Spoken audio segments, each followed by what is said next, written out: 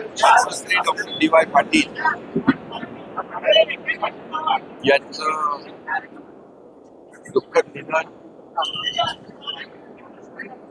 हे अतिशय मनाला वेदना देणार आणि सगळ्यांच्याच मनाला चटका लावून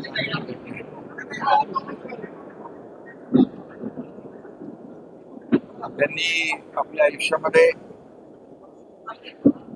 शिक्षण क्षेत्रात, सामाजिक क्षेत्रात, वैद्यकीय क्षेत्रात, सहकार क्षेत्रात आणि क्रीडा क्षेत्रात देखील भरीव जे काम केले ते महाराष्ट्र किंवा देश कदापि विसरू शकणार नाही. आणि सर्वसामान्यांच्या दुःखामध्ये समरस होणारे व्यक्तिमत्व पद्मश्री डी.वाय. पाटील यांच्या रूपाने सातत्याने कार्यरत राहिले. ते पद्मश्री होते, ते बिहार, पश्चिम बंगाल, त्रिपुरा या राज्यांचे राज्यपाल देखील म्हणून त्यांनी काम केलं, विविध पदांवर काम केलं. परंतु त्यांचा सर्वसामान्य माणूस हा केंद्रबिंदू होता. एक शेतकरी कुटुंबातून जन्म घेतलेला, एक शून्यातून विश्व निर्माण करणारा अतिशय दुर्मिळ असं व्यक्तिमत्व आज आपल्यामध्ये नाहीत. Doctor DY. Patil medical college life बाजार या उपस्थित राहायचं दुःख आणि वेदना देणारी ही घटना आहे. त्यांच्या अनेक आठवणी आहेत. ते मुख्यमंत्री असतानाच्या, अगोदरच्या, आताच्याही, आणि त्या कदापि आपण विसरू शकत नाही. बाळासाहेबांचे त्यांचे अतिशय जिव्हाळ्याचे संबंध होते.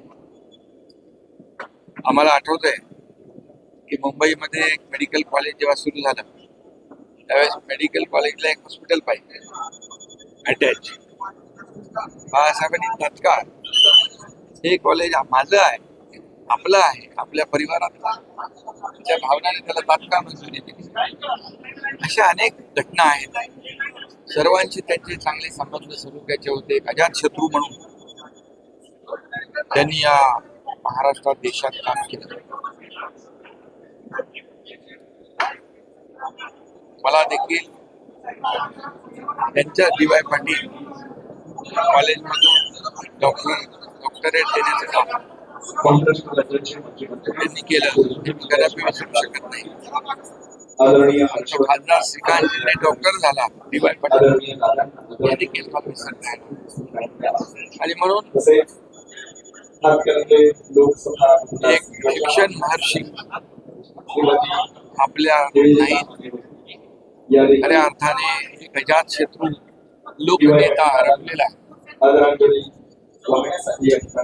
आणि ज्ञानाचा महासागर हरपलाय असं म्हटलं तर वावगं ठरणार नाही. सहकार, शिक्षण, क्रीडा, वैद्यकीय क्षेत्रातलं एक दुर्मिळ नेतृत्व हरपलंय. आणि म्हणून मी त्यांना त्यांच्या अनेक आठवणी सोबत आहेत. चर्चा करताना देखील त्यांची मुलं, त्यांचा परिवार याच्याशी चर्चा करणारे ज्या काही आठवणी, भावना त्या ठिकाणी व्यक्त झाल्या. आणि म्हणून सर्वांना, सर्वसामान्य माणसाला मदत करणारा हा असा मोठा नेता, त्याची प्रचिती जी आहे आज आपण त्यांच्या कामाची आणि कर्तृत्वाची आणि प्रेमाची पोचपावती कालपासून ही अंतिम दर्शनासाठी येणाऱ्या लाखो लोकांच्या उपस्थितीवरून आपण पाहतोय. आणि म्हणून अशी माणसं दुर्मिळ असतात. आपली न भरून येणारी पोकळी यांच्या जाण्याने निर्माण झालेली आहे.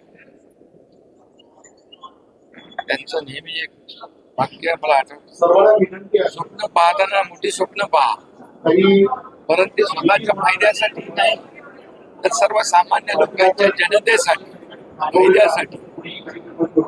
हे वाक्य त्यांचं फार काही बरंच काही बोलून जातं. घेता येणार आणि म्हणून जशी माणसं फार कमी जन्माला येतात, विधी होणार आहे. आणि अशा डी.वाय. पाटील यांचं झालं. मी माझ्या कुटुंबाच्या वतीने आणि शिवसेना परिवाराच्या वतीने त्यांना भावपूर्ण श्रद्धांजली आहे.